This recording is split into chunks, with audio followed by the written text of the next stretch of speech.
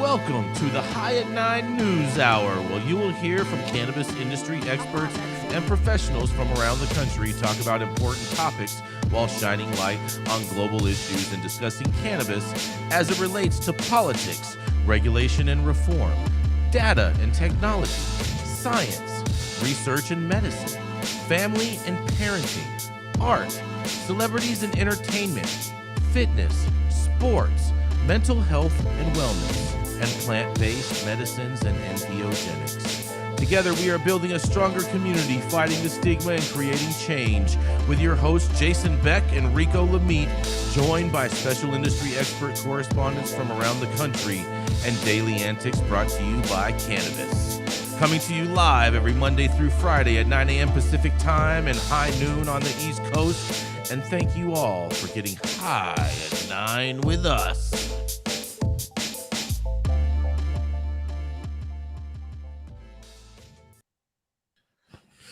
Oh, yes. Good morning, everybody. Happy Thursday. That's right. It's Thursday, March 16th, and today is National Spray Tanning Day.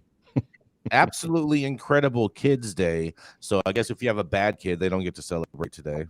National Panda Day, because everybody wants to be a panda nowadays. National Curl Crush Day, whatever that is. National Farm Rescuer Day, because everyone loves a farmer. And National Freedom of Information Day, because we just had some amazing hearings on Capitol Hill in regards to that. And of course, it's National Artichokes Day and National Everything You Do Is Right Day. It sounds like that is my perfect type of day right there. Thank you for joining us and getting high at 9 with us. It's also high noon on the East Coast. And please remember to like, share, and subscribe to us on all social media platforms. We're live every Monday through Friday on YouTube and audio only on Clubhouse. And if you are joining us in Clubhouse, you can also participate in the show by raising your hand if you have a comment on a story most recently presented. Well, we have a couple people that are a little bit tardy today, but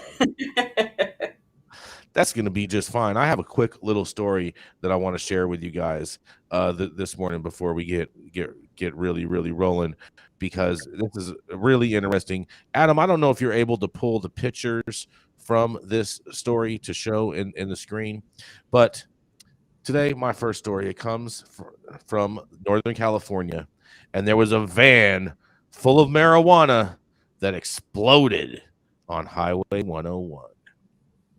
I've heard of spontaneous human combustion, but I've never heard of spontaneous cannabis combustion. But here we go. First responders were already busy with storm-related emergencies on Tuesday when a van exploded and caught fire on Highway 101. Santa Rosa Fire Department firefighters saw the flaming van on Highway 101's on-ramp at 3rd Street at 9:34 in the morning. Once firefighters doused the fire, they found several 55-gallon bags full of marijuana shake soaked in butane. SRFD, Santa Rosa Fire Department, wrote. The driver suffered from burn injuries and was transported to the hospital. Butane is a highly explosive material used to convert marijuana plants into oil, also known as dabs or wax. And the Santa Rosa Fire Hazmat Team assisted Santa Rosa Police Department with the explosion investigation and ensured additional hazards were mitigated before reopening the on-ramp to allow for traffic. That's a very quick little story right there. But what do you guys think? I mean, I know my thought is I think this was an illicit van. I don't think that it was a compliant van, even though. But no. I don't think it was. Maybe they were a mobile service. You think they were a mobile service? Look at this, bro. Look at yeah, but they're not delivering. They're not delivering. Yeah, heat, look at that. right? And there. Whoa! Probably the dude was getting pulled over, so he lit his van on fire, so didn't go to jail. Yeah. Oh, right? do you think it's intentional? I do. I don't think it was intentional. I think you had some stoner that was probably smoking a blunt driving on the freeway, and he thought he ashed out the window, and one of the little cherries flew in the back, and all of a sudden, pow! Jeez. I don't know I though. hate when that Do you happens. think that the vapor itself from the butane, just the concentration of vapor, could have created that problem? I'm not buying that because there has to be some type of Me neither. frictional element Some to sort of create that ignition. spark to ignite it. But Yeah. I'm not a chemist. But what do you have to say about this, Nickolas? Well, there's a different type of meaning for gas when they call it weed gas. You know? Very true. Like I said, though, they fuck it up already, man. If they are a mobile service by having their product catch up in flames, but this is all the more reason as to why we should open up the free market so we can get rid of the black market or illicit market or whatever you want to call it, activity that puts people more in danger, obviously. Yes. Very, very true. I mean, I like what Mark said, plant material was off-gassing and building up concentration until a spark found it. Interesting. Why would they be transporting it soaked in butane? Well, because it would have been cannabis that was from a butane extract that would be considered waste, and so they would be going to go dump this somewhere.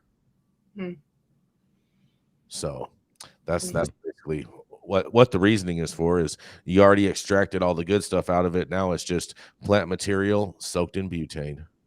Yeah, Right. I think that butane caught on. Yeah, you're probably right, Jay. Somebody was smoking in the van and right, then ashed, right? And yeah, then, they thought they ashed out the window. The little cherry That's flew right, back in the that's back into the back, and all of a sudden, that's just right. boom. So is Yeah. he But going to get in oh trouble shit! for Right. transporting cannabis, or was he transporting garbage, or what's he going to get in trouble for? Well, I'm sure he'll get in trouble for transporting cannabis for sure because it was cannabis. It was cannabis, right? I mean, I think there's a few things that you can get in trouble for. For one, let's just I'm going to assume, for the sake of assumptions, that this was not a whatchamacallit, a legal compliant transportation vehicle. No. So then we have to assume that it comes from an illicit butane lab. And so now the investigation goes to, where did that van come from? What type of ties does the driver have to that van, to the company, whatever facility that he picked that up from? I'm willing to put money that he probably wasn't smart enough to say that he just worked for a waste management company. Probably not. Yeah, he probably was not, and was probably taking it from a non-licensed extraction lab. Exactly. Also. Yeah. Exactly right. Bro, all of a sudden, I mean, I've had a car. Okay, my very first car, I was driving, and I had some oil drip onto my catalytic converter, and my car caught on fire. And I was driving it. All of a sudden, there's like smoke coming out the vents and from the front, coming out the steering shift and everything. And I was like, oh man, here we go. So I got out of the car, made it safely, of course. But I mean, it's a scary thing when a vehicle is on fire. There's a fire in your vehicle. For sure. I mean, it's scary when you lose a cherry off the joint too, right? And you're driving, right? It could be, right? yeah. And you're doing this kind of shit, right? Especially if you're wearing a fur coat in Vegas, Todd. Oh shit. Oh, how did that end up? Oh man, I've never had that happen. Okay. But I was just imagining. We used to have the old family LTD station wagon that seated 12, Yeah. that I used to ride backwards in when I was little. Yeah, we had one of those. We used to call it the backity back. And then eventually my parents got a Thunderbird when we were really starting to roll in it. And we got the old LTD, the kids, for school. And that thing got the worst gas mileage ever. And then after a year and a half of terrible gas mileage, we found out that the fuel pump was spraying fuel all over the engine, all over. Oh and that, it was just a total mess. It always smelled bad, but I didn't realize that we were really at pretty significant risk the whole time we were in that crazy old car. I mean, I haven't seen this much weed on fire in a van since I was watching Cheech and Chong's up. That's right. That's right. I mean, there's hotboxing good and hotboxing bad. definitely Yeah. a bad hot box, and you know what I mean, a wet That's box. for sure. Not what I would want to be a part of or rolling around in my hood in.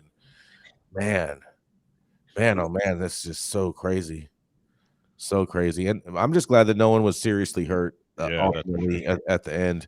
I didn't, and thank God it's been raining so much up north, so you didn't really have that much worry of this vehicle starting fire on the side of a road and like it sparking off into the wildlife and destroying Well, all the that's a good natural point, habitat around the Jason. freeway. You know what I mean?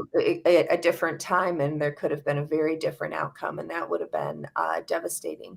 Yeah, if this was like, That would have been a real August, tragedy. yeah, if this This was is just kind of August, September, yeah, if this was in August, September when like there's very, very low rain and very, little moisture content in the earth and whatnot, this could have been way, way worse than it would have been.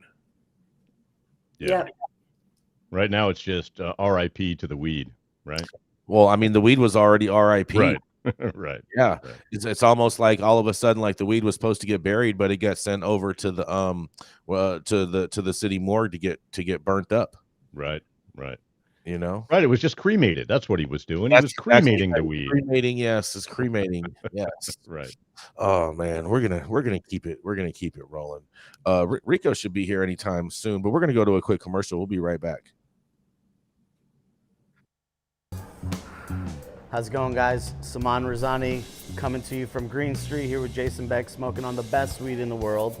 Did you know that we have an audio-only version of our podcast available on Apple, Google, Amazon, iHeartRadio, and Spotify? Tune in now and check it out. Oh yeah, he finally made it. That's right. It is the dope dad himself. That's right, Rico Lamitte. He obviously had some loose ends he had to tie up this morning from the internet gangbanging war that we were all suffering from yesterday. Apparently, there was a treaty made between AT&T and Spectrum. Yes. And all of a sudden, the internet gang war has kind of slowed down its pace right now, or at least there's not outside casualties. At least that's right. It is the dope dad himself, Rico Lamitte. China intervened, Jason. China intervened, and they are the peacekeepers of the world. I bet. You sure it wasn't Putin? No, I'm not sure it wasn't Putin. It probably was him too. I don't know. Gretchen, what do you think? Was it Putin? Those are your people, right? Gretchen's Well, if it was China, then it was Putin, right? Aren't they kind of all together having fun? they're besties. Yeah, China was probably using Putin as the front man. I could dig it. So Bunch of megalomaniacs all in one room. right. So speaking of global issues, let's go over to the Czech Republic for today's story. All right. So the Czech Republic is supposed to be following Germany's lead on cannabis legalization. So while recreational is still illegal in the Czech Republic, personal possession has been decriminalized since actually January 2010. Last November, Czechia announced it'd be following the neighboring Germany's lead on adult use legalization and coordinating on information and best practices. Their coalition government draft bill to regulate is expected to be presented this month with the goal of achieving full legalization by January 2024. But after over a year of fighting, the Czech Court of Appeals ruled the publication of Legalizace magazine, Czechia's version of High Times, a magazine existing in their media space without issue over 10 years, to be unlawful under the charge of spreading toxicomania.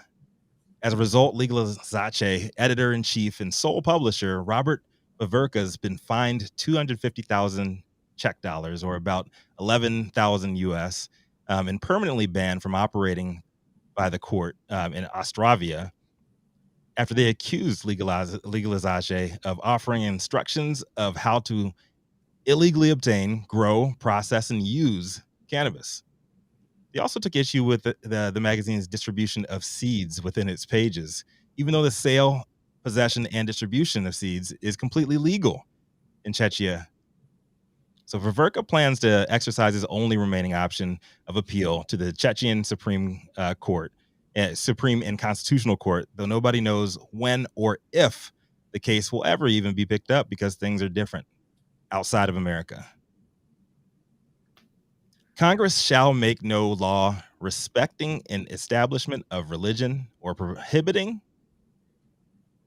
the free exercise thereof, or abridging the freedom of speech or of the press, or the right of the people peaceably to assemble and to petition the government for a redress of grievances.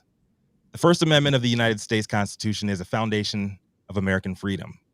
The High at Nine News team exercises its First Amendment rights every weekday by showing up, reading, and debating what we deem to be the industry's most important headlines. For the most part, the journalists and stories we draw source material from and criticize do the same without fear of prosecution by the U.S. government.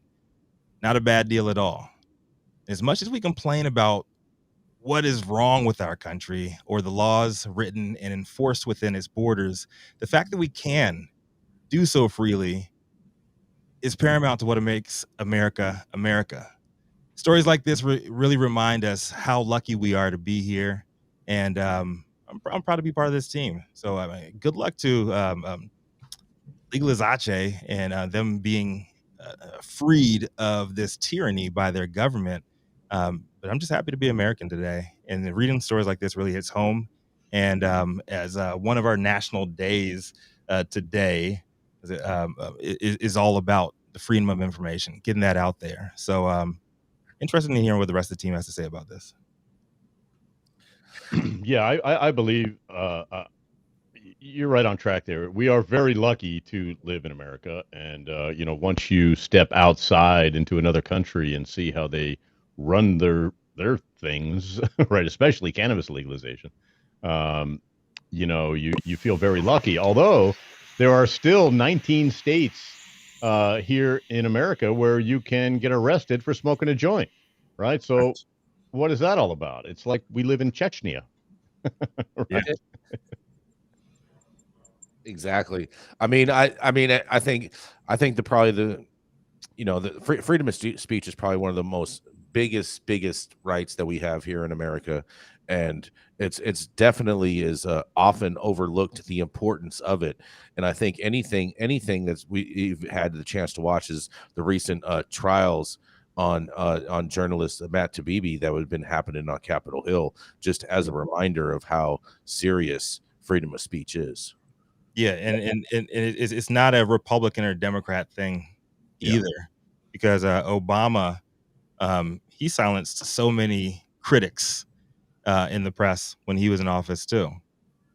So like freedom of the press is something that we really, really, really need to protect. Freedom of speech is something we need to protect, and it's really what makes us, right? And it's why I love getting on here and arguing with you. With all of the whole team and everybody in the audience every single day, because it's okay to have different opinions. Right. Once we get silenced, like what's next, right? Exactly. Yeah, it used to be that arguing and debating, your opinion was okay, right? But these days, everyone's so sensitive, right? And if we don't agree with each other, we must hate each other. But that's not really how it is. There's still so much government level of control over what actually gets out. And with the news stations being so biased, it's really difficult sometimes to try to find the right news. And then I was just learning more, just delving a bit more into this TikTok, debacle, because I've got 30,000 followers on TikTok. And so I need to know where to move them if we're going to shut it down. But I mean, it appears that that there's all of these claims that there's these trends that are followed that are damaging or harmful, or all these claims that China is collecting our data are just being That's not a claim, that's a fact. It's not even real. None of it's real. Meta is just losing their shirt because everybody's on TikTok. So now, Meta's the one who's talking to, the government about banning TikTok. Like it doesn't really have, but we're being told there's all this risk for the Chinese to gather our data, and that's just not happening. There is, I'd encourage you to check out. I just saw a video just the other day, and if I can find it again, Dr. Mary, I'll send it to you. But it's basically the CEO of TikTok is, and because in China they don't allow for children to be on TikTok up to a certain age. And once, even at that certain age, they are only showed videos of like how to like build stuff, how to like actually like become something, like become an engineer. Sure, yeah, I know about all that, but I mean that's because that's the Chinese mentality. Here we follow the Kardashians. So, you know, we don't want somebody to teach us how to build something. We just want to be entertained. So it's a different use in this country. And we want to be famous, really right? Everybody wants to be famous. Yeah. So What's that, The Nickolas? whole TikTok thing is about money, because there was an article that just came out today that said the Biden administration would allow TikTok to stay up if they allowed them to buy shares. So the CEO of TikTok came out and said if it was really about safety and security, then selling off some shares or changing ownership wouldn't, Right. Bingo. be the resolution. So Was that come on, a Hunter y'all. Biden deal that you talking about? They're offering these shares, Right? 10% for the big guy. But just remember that Trump, he supposedly made a move to switch the ownership and gave it to an American company, but yet the safety, security concerns are still there. So what does that tell you? Yeah, I don't trust anything that's 100% Chinese owned personally. Man, I mean, look, man, if the government's Like telling your TV or your cell phone? yeah, I mean, shit, yeah, you've got so many Chinese companies you're trusting 100% just by right, Nick. wearing your clothes and talking on your phone. You're 100% right. I do not trust my cell phone. I do not trust my TV. I do not trust none of that shit. Okay. how do you feel about Chinese restaurants? Depends on who the chef is. To be perfectly honest with you, I gotta know. it's Oh, you guys can't make me to me- laugh. I've got like double pneumonia here. to me, like the whole thing is America is censoring us, and America is spying on us everywhere we turn. Yeah. So I mean, would you rather have the Chinese spying on you or have the American government spying on you? Either way, we're being watched. Every time you're on any kind of digital channel, you're being watched. I'm fine with that. I've been How selling about drugs on neither? camera since the 80s. Yeah. What's that, Nickolas? I say, how about neither? That would be nice. Right. We also have Dr. Felicia up in the Clubhouse audience. Dr. Felicia, do you have a comment on this? Yes, I do. Hey, everybody. Rico, I would have to disagree to a point. We're not as free in this country as we think we are. If you are a serious threat to someone's paper, a serious threat to someone's power, you will be selectively silenced. The author of 1619 Project was about to get tenure, and she got shut down. Wow. Some reporter is speaking on the governor of Florida's news not being news. It was a press release. He got fired by Axios just recently. There has been no full scientific debate about how to best approach the COVID virus. And if you are not all 100% on with the vaccine, it was horribly censored. I've never seen such censorship about any medical issue. Typically in medicine and science, you have to have varying views and debate to come up with the best approach. So in this country, we have the illusion of freedom, but if you are seriously a threat to someone, you will get shut down. And I'm done speaking. Thank you so much for that, Dr. Or if you don't have the money for a lawyer, then you're also shut down. You know, So this true. I agree with you wholeheartedly, Dr. Felicia, and I'm sorry I didn't articulate it properly. I think that we need to make sure. Yeah, shame on you, Rico. Yeah, shame on me. Yeah, I think that we need to really protect those rights is what I really wanted to get across there, and I think Jason really hit the nail on the head there with Matt Taibbi and him being effectively silenced by the Obama administration.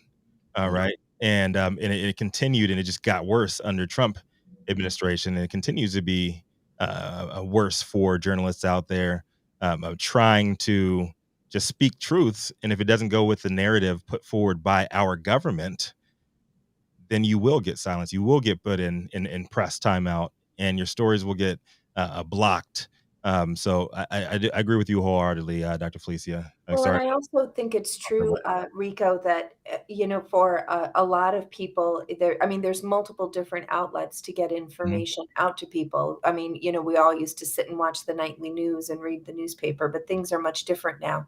Yeah, now And we you want high at want to night. learn all kinds of details about a particular topic. Somebody is talking about it on TikTok, but also, people, when that whole Egyptian spring happened, that was all done on WhatsApp, right?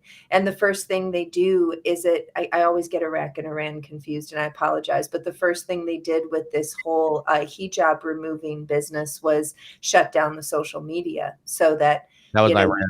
you couldn't get any data out. So even if you don't like TikTok, you've got to support these outlets and make sure that you protect all of these social media options, because this is, if there ever is an opportunity where we must, get together on a broader level, where it's going to be through one of those apps.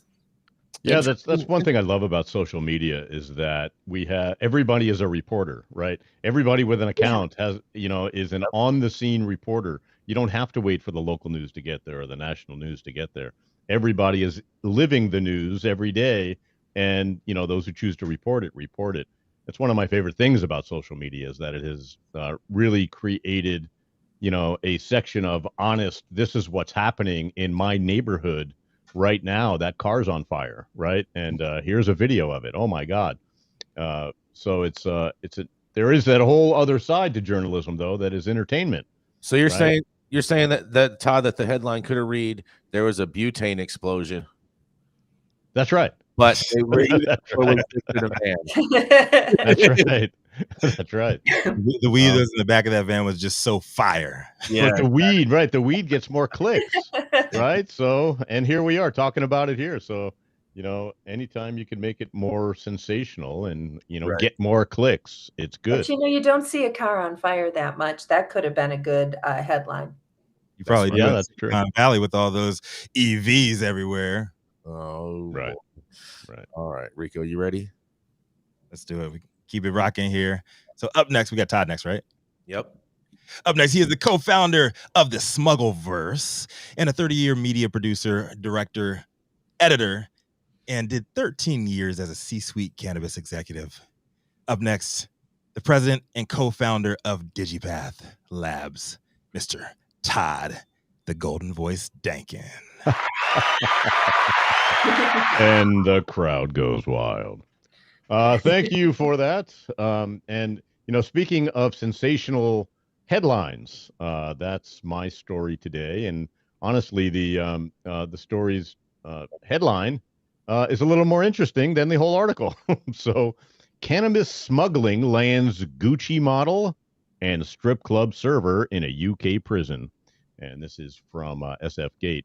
The United Kingdom's cannabis smuggling problem just got a little weird. In January, authorities at London's Heathrow Airport added extra security checks for travelers coming from Los Angeles due to an increase in travelers bringing cannabis from California. But the smuggling hasn't stopped. In fact, the pot couriers are coming from multiple airports and appear to be using unsuspecting young people as drug mules. Authorities have arrested more than 25 U.S. nationals and convicted 8 people on drug charges since the start of the year, according to the UK's National Crime Agency. According to Vice News, the cannabis couriers traveled from not only Los Angeles, but also Las Vegas. Good to be represented. Washington, Washington, D.C., Chicago, New York, Atlanta, and Toronto. British authorities say that this type of unsophisticated pot smuggling is unusual, with smugglers attempting to walk through UK customs checkpoints with more than 100 pounds of cannabis stuffed in a suitcase. What are they thinking, first of all, right? The cannabis is vacuum sealed. Right. At least they keep it vacuum sealed, but not otherwise hidden, according to some photos released by the agency. Dozens of American states have legalized either recreational or medical marijuana, but cannabis remains illegal in the United Kingdom.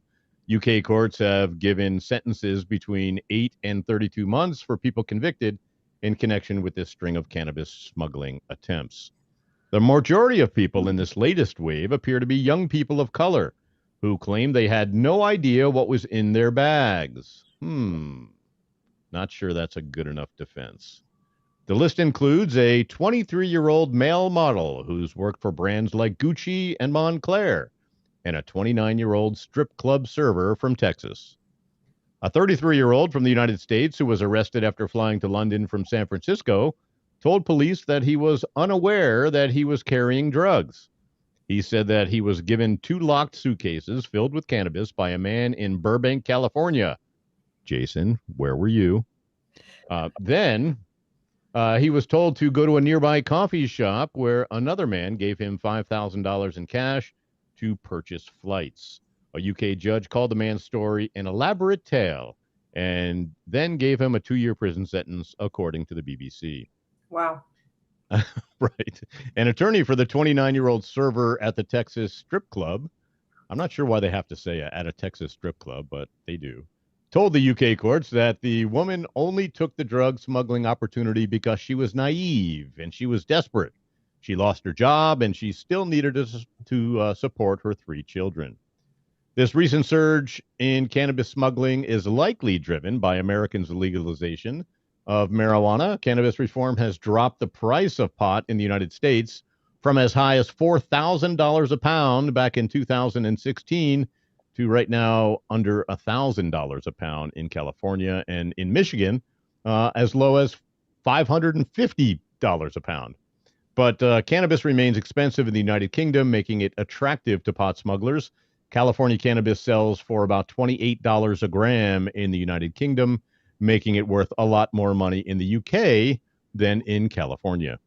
NCA Heathrow branch commander Andy Noyes said in a press release that anyone who brings cannabis into the United Kingdom is at risk of prosecution, even if they are unaware it's in their luggage. Couriers are often recruited with promise of payment or free holidays, Noyes said. But in reality, these attempts just end in jail sentences.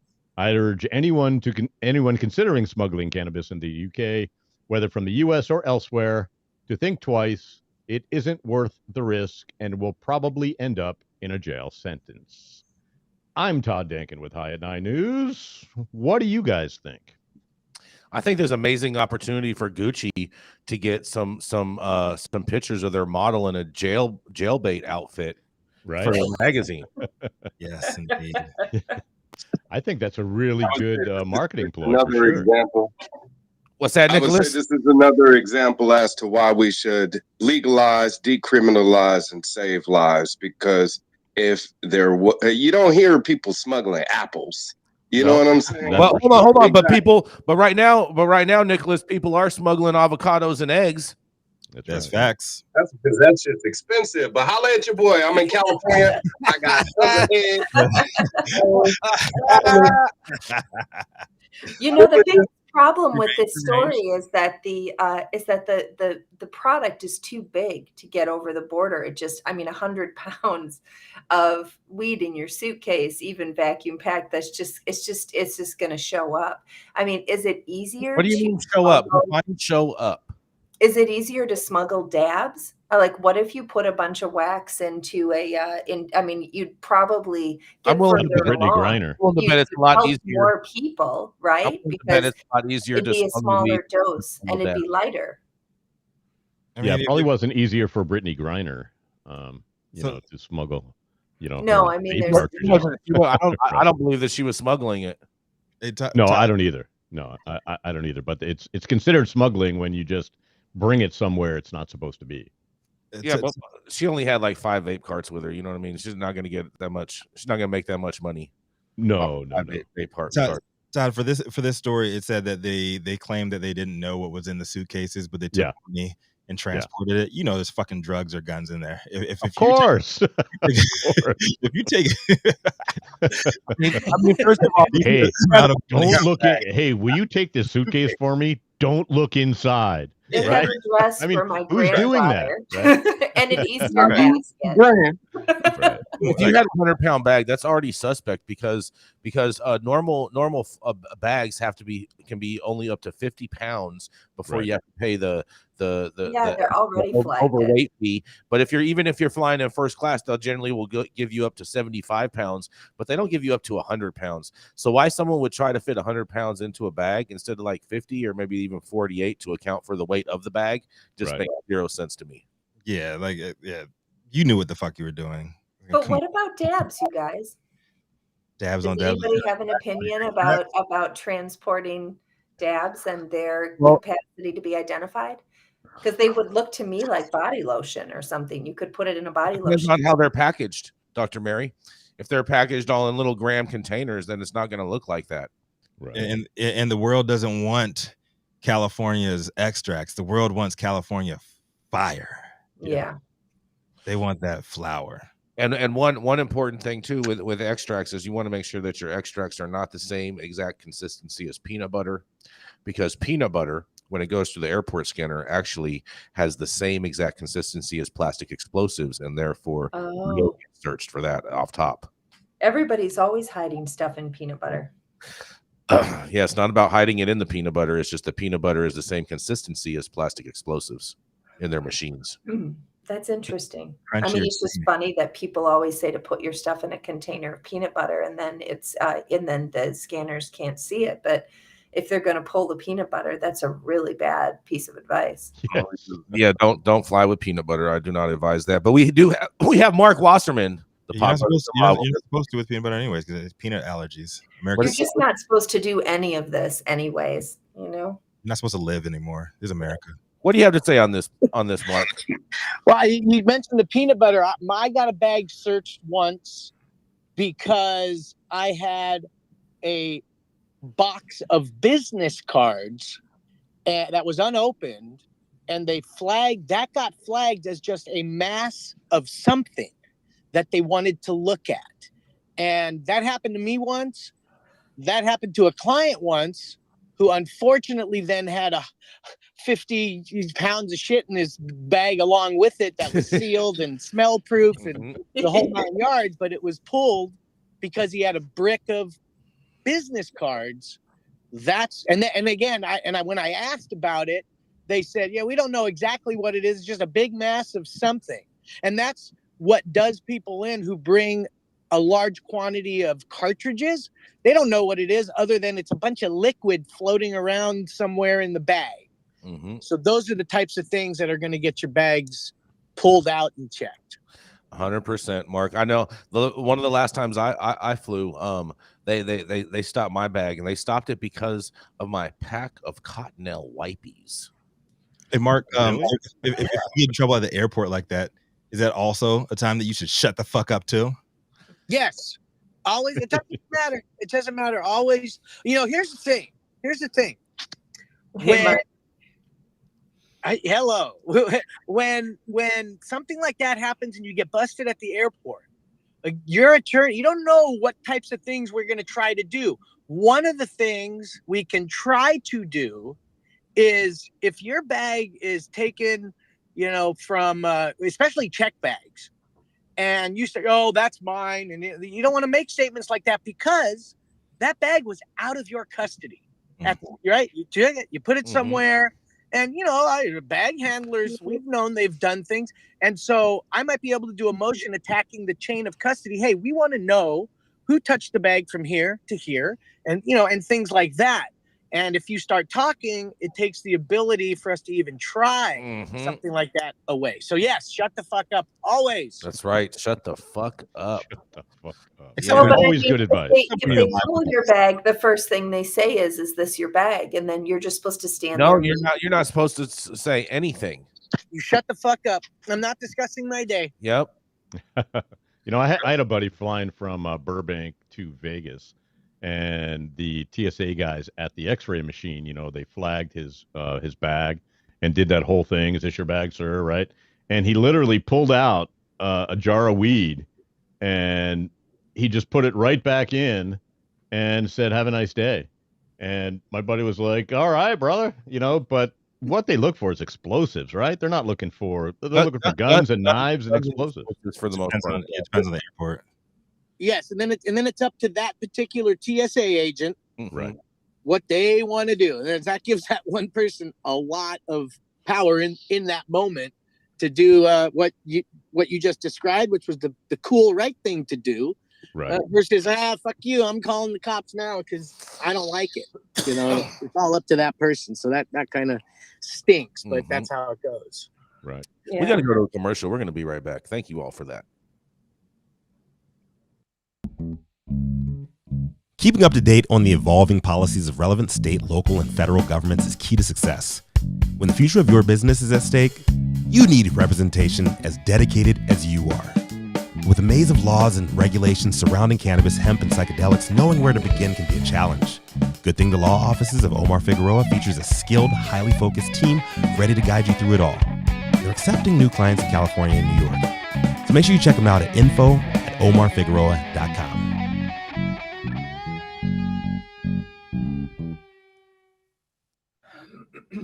Thoughts and opinions and general overall shade thrown on High at Nine News are those of the individual speakers, not those of any other speaker or its followers. The statements made do not constitute legal or accounting advice, and our speakers make no representation regarding the legal status of any substance in any country, area, territory, or any authorities. The views expressed in this room do not establish any fiduciary relationship, and our sponsors do not imply or constitute any endorsement by us or the expression of any opinion whatsoever on the part of any speaker on stage. If you're an easily offended person, the show is probably not for you, and maybe you should check your bags next time. Yeah. Do you want to grow some of the best weed in the world? Then you must start with the best genetics in the world. Go to www.dnagenetics.shop to order regular, feminized, or autoflower beans. All of your favorite DNA genetics cultivars such as Kosher Kush, Skywalker Kush, and oh yeah, Chocolate Truffle Shuffle. Boasting more cannabis awards for their award-winning genetics than any other company in the world. Remember to go to www.dnagenetics.shop to see why our terps don't lie.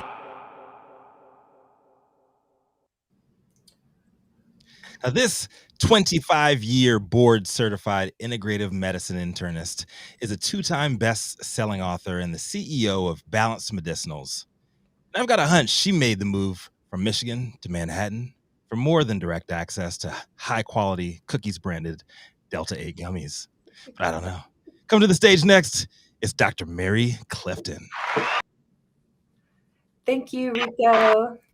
It's so great to be here. I just really look forward to Thursdays and hanging out with you guys.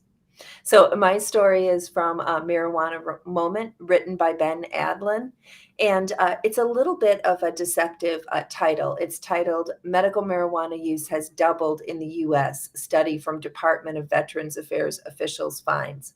This is a new study data that has been looking at a federally funded survey that has been examining, among other things, the prevalence of medical cannabis use in the U.S. And they reported that it has more than doubled between 2013 and 2020, driven largely by state-level legalization. But this is the National Survey on Drug Use and Health, which has been conducted annually since 1971. And it added a question about medical marijuana in 2013. The specific question asks whether any cannabis use within the past 12 months was recommended by a doctor. If any of your cannabis use in the past 12 months was recommended by a doctor. So that would cover people who are getting medical recommendations. And the question was added in 2013. During the first year, 1.2% of respondents answered affirmatively. 7 years later, that figure has risen to 2.5%. So the authors of the study, both affiliated with Yale School of Medicine Psychiatry Department and the VA New England for Mental Illness Research, Education, and Clinical Center, calculated that the proportion of Americans using medical marijuana during the 7-year period grew at an average rate of 12.9% a year. I do wonder with the results of this study, if asking people if a doctor recommended cannabis to you or if the amount of medical cannabis use has doubled, that probably is a little bit misleading. because, there's probably a lot of people that are in recreational states that are using cannabis for a medicinal purpose and not necessarily under a doctor's recommendation. So they didn't formally have a doctor tell them to use cannabis, but they're using cannabis medically in a recreational state. So it might have it might have more than doubled. And my thoughts would be that it more than doubled. They were not able to do a breakdown regionally or state to state because, they reported that it was beyond the scope of this article, which means that they haven't been asking people what state they're from or collecting that data. So they'd have to retroactively collect that data, and they, probably just don't see a reason to do so, in a way that's going to positively add to the outcomes they're looking for. So it's a good article, I think, at least showing that more people are using medical cannabis, but I think probably is underrepresenting the number of medical cannabis users. And I'd like to know what you guys think. I mean, there are people that say all cannabis use is medical. And I separate the cannabis community into medical and recreational. But then I've worked with other people who feel like the cannabis community is separated more into users and culture. So anyway, there's a lot to think about here with the doubling of medical use and how medical use fits into daily use for most people. And I'm Dr. Mary Clifton on High at 9. Dr. Mary, I am a big believer that all use is medical use because there's many different medical benefits that you benefit from just consuming cannabis on a regular basis. So I've always been a big believer in that. Me too. Even if you're not smoking it for. I mean, there are some people who are intentionally using it for, end of life pain, for, psychiatric diagnoses, for their multiple sclerosis. And then there are people who are just getting high. So when I'm talking to somebody about their cannabis use and how to use it properly and safely, I'm trying to determine if they need both a long-acting product and a short-acting product to manage chronic conditions, or if they just want to, if their intention is to deliver as much THC as quickly as possible for purposes of getting high. So here's my thing is if there is beneficial things that are happening to your body, I consider it all medical use, whether you want to classify it as just as much as a vitamin or whatever, but nonetheless you are benefiting, your body is benefiting somehow from it, even if you don't. Of course. So of course, I agree with all that. use is medical use, and I agree. There are some people that use it that just smoke casually and whatnot that have no clue of the medical benefits that they are actually receiving, even though it is medical use. They don't understand that, or they haven't even came to that type of a threshold of understanding yet. Right. But then does that make all use medical? Because Yes, that particular because use it's still is happening. recreational. It's still happening. It's like if you're in the forest and a tree falls, doesn't make a sound. It's like, irregardless, the tree is still falling. I agree, Jason. I think even those folks who are smoking just to get high or ingesting just to get high, they do benefit from all of the wonderful remedies that cannabis creates. Yeah. And even if it's just removing some anxiety or helping you focus or just getting you high so you don't have to think about, other things. Yeah, right. Your body is still absorbing all of those, your endocannabinoid system is still receiving, all of the THC and all of the CBDs, and it is putting it to good use. So I agree with you 100%. I guess as a clinician, when I'm talking to a person, I'm sometimes talking to a recreational patient, so I'm actually talking about how to use the product, or I'm talking to a person who has an illness and they're using the product. I mean, I suppose, sometimes I eat a salad because it's good for me, and sometimes I eat a salad because I'm hungry for salad. So I it's a different. Either way, you're getting the benefits of eating a salad and not like something that's like crazy fattening and really bad for you.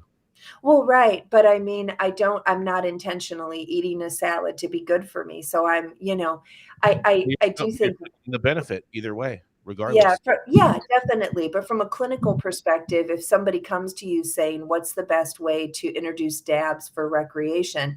And I say, well, dabs are very high THC concentration, which is anti-inflammatory. They're just like not even there. That's not what they're using cannabis for. Mhm. In response to Dr. Edward J. Garrity III's question, is there a geographical breakdown within the study? The article and the study that they put out did not, but if you do some digging on the source material that they got the data from the study, they do have a specific state breakdown from state reports from 2016 all the way through 2020. But you have to dig for it. It is in there. Oh, thanks Now, for finding that, Miko. now, also too, I wonder, if there's kind of like a flaw with this study a little bit because of the destigmatization around cannabis. I wonder if it's not necessarily that cannabis use is up. I'm not sure if I believe that or not, but I wonder if it's just more people feel more comfortable discussing it and talking about it, especially because of their policy changes that they've had in regards to that at the VA. Well, I just had a text message exchange with a VA patient who was so worried about adding cannabis when he really thinks that it helps him, but he's worried about getting his medical card because it'll impact his VA benefits. Exactly. That's still a significant worry. And if you go to the VA, the Department of Affairs, it says that your cannabis use cannot impact your VA privileges and rights. Yeah. But it is still a significant concern for people that use the VA. They really rely on them for their health care. Without a doubt. We got to go to our next commercial. Or Dr. Felicia, did you have something to say on this? Yeah, I mean, I kind of agree with both of you all, but we live in such a toxic environment. Our food supply is truly poisoned, that our endocannabinoid systems are quite deficient. And whether we are conscious of it or not, I think that in reality, we pretty much are all using it medicinally. Your consciousness may be about trying to get high, but you're still deficient in endocannabinoids living in this world. I just want to say that. No worries. Thank you so much for that, Dr. Felicia. We got to go to a commercial. We're going to be right back.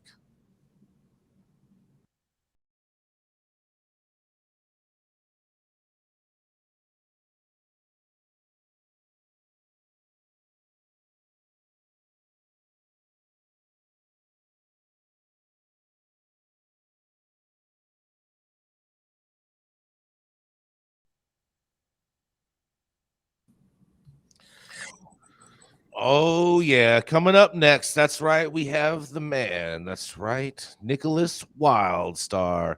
He represents the Black conservative voice that Joe Biden does not want to even acknowledge exists in the world. Craig. Oh, yeah. He's a fire. Yes, he's a firestorm for truth and justice. That's right. Coming up next is none other than the Nickolas Wildstar. Hey, what's up, everybody? Missouri is on track to set a record for cannabis sales in the United States. Sales are skyrocketing after marijuana was made legal in Missouri and people were allowed to purchase the drug from dispensaries. Pretty incredible that we would see those types of sales in Missouri, co-founder of Fresh Karma Dispensaries, Tony Patton, said. Missouri is on track to be the fastest state to reach $1 billion in cannabis sales. Dispensaries like Fresh Karma believe that after seeing high sales themselves in the last month.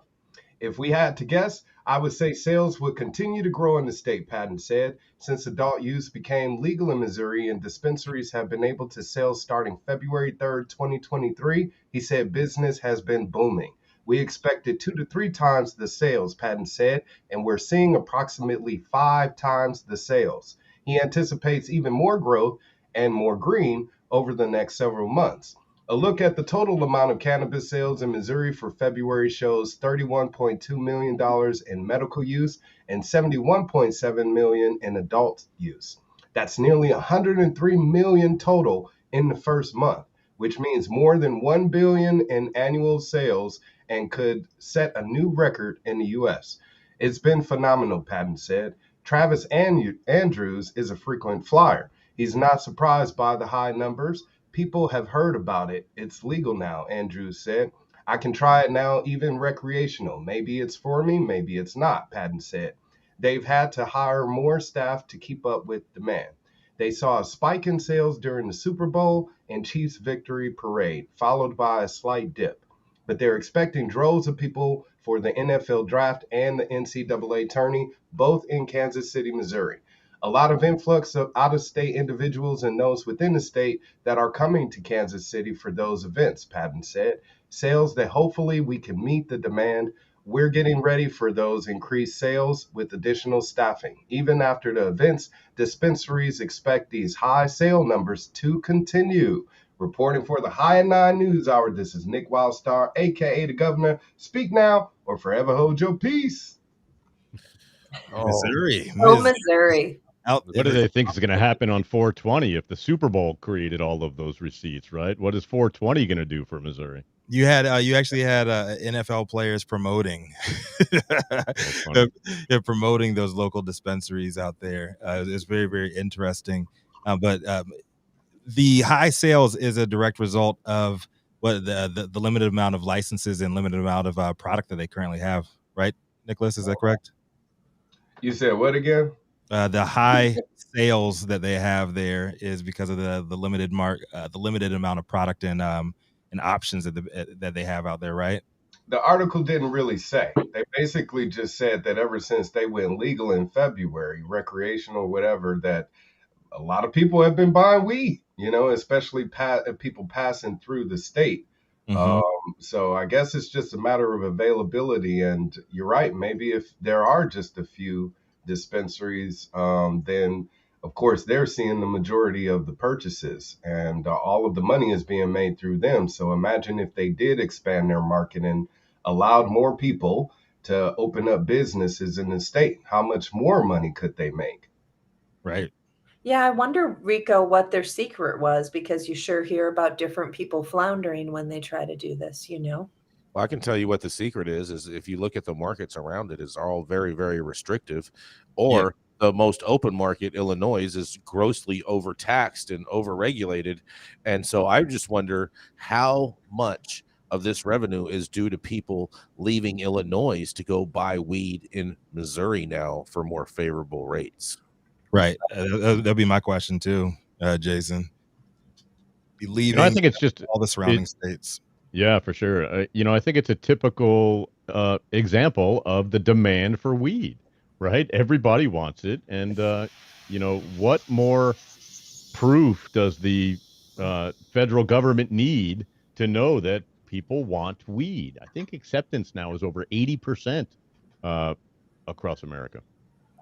They just want to be able to profit off it all. As long as you give them that opportunity where they can, take money from your investments, even though they won't help you invest at all, then of course they're happy campers. So, and maybe the early success of Missouri will push some of these other prohibition states towards legalizing adult use.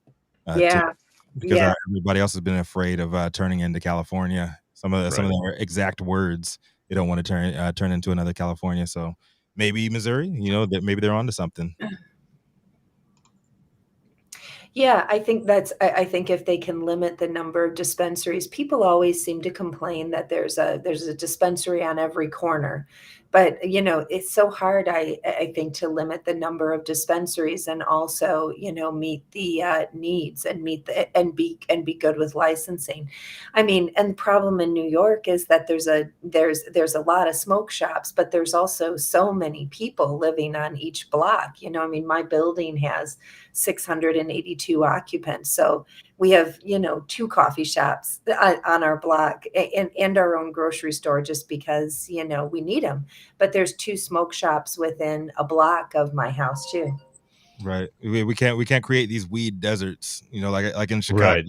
Right. We had those what we call them, nutrition deserts. I forget what we called them, where you have like miles and miles into the west side and south side of Chicago, and food deserts. And you just don't have access to the nutrition that you need to be a healthy person. I mean, right? that's kind of like when you leave LA and you're driving to Vegas, you're in that pocket.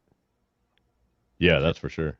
The actual. And death. why is it okay? Why is it okay to have a Starbucks on every corner or 2 coffee shops on your block, right? With the legal drug of caffeine, right, which has everyone addicted, and but it's not okay to have a dispensary on every corner. Because not everyone's addicted to weed because you can't get addicted to weed. I know, that's what I'm saying.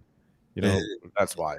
Yeah, it's really, really interesting to see quote unquote purveyors of freedom opening up their doors to cannabis, inching their way to open the doors to cannabis, but you want to stifle the amount of freedom that they have to make as much money as they want, right? Right. We're all about my freedom, not your freedom. Right. You can't have 2 dispensaries next to each other. Like, let the best one win. That's what capitalism is. Capitalism is, right? There's a McDonald's and a Burger King on every corner, right across the street from each other, right? Why shouldn't there be a dispensary? Exactly. See, I'm telling and you. a nail salon and a liquor store. Oh yeah, you gotta have a that's right. Nails on fleek. Yeah, I'm all with Manny's and Petties for the win. But look, even Hannah, she's from Iowa, and is saying tons of people from Iowa have been traveling over to Illinois, and at the same time, all those people from Illinois are all traveling to Missouri now. Right. Like, I don't blame them, and I don't see anything in the near future, at least, except for the trap winning. Right. The trap is winning, and they're going to continue to win because. Man, can you kind of imagine what the trap is doing in Missouri right now? If Missouri's legal market is doing numbers like this, what their trap is doing out there? I cannot fucking imagine it. It's got to be a trap paradise, though. An exit, at least. At the very least. Yeah. You think they might be competing with New York numbers right now? I mean, Dr. Mary, what do you think? Well, I don't know. I mean, what I'm wondering is if the people are buying that much legal weed, or there's some people who have sort of an irregular relationship with their secondary market provider, and they're looking to see if there's an actual, good source of reliable cannabis through the dispensary. I mean, I would wonder if the trap is suffering a little bit, if they're, but or maybe these dispensaries are just identifying, new customers. I can't remember them all, but I do like. I mean, I don't think the trap is suffering. The trap never suffers, man. No. The trap finds a way. Yeah. Yeah, I mean, Dr. Mary, you got stores out there in New York that are that get closed down, and then they just reopen back up all of a sudden, like real fast. Well, I mean, New York is easy to hide in. It's such a easy to hide in place. There's a lot of people here and a lot going on, but I would have to think that Missouri is probably not as easy. I mean, in these less dense population areas, you're gonna see if a store pops up that isn't licensed. I don't know, man. In Missouri, that's where the Ozark is, man. That's where the Ozark is. You just hit the river and sell what the fuck you want. Missouri is someplace that I am not, and I am grateful for that. Misery? What you saying? I am definitely in New York. I too am grateful. Yeah. Oh man, I can dig it. So we're at the top of the hour, everybody. Yeah, man, 103 million. Go Missouri. Yes. Yeah, get that bread, secure the bag. Everybody out there in Missouri, good luck with everything and keep on getting it.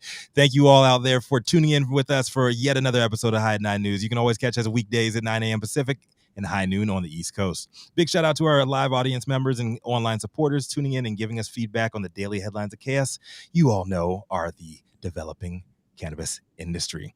To our vetted industry correspondent team out there tuning in from all over the global community, bringing us much needed variety perspective and adding your respected opinions to the conversation. To our production team, thank you, Cloud Media Partners, House of Fuego, and the wonderful Jaja Simone holding things down every damn day for us over in Clubhouse. If you guys keeping our AV struggles to a minimum. To our haters out there, there's so much hate in the world. Export that shit. Send it over. Send it overseas. They need some of that hate. We need more love over here. Just love.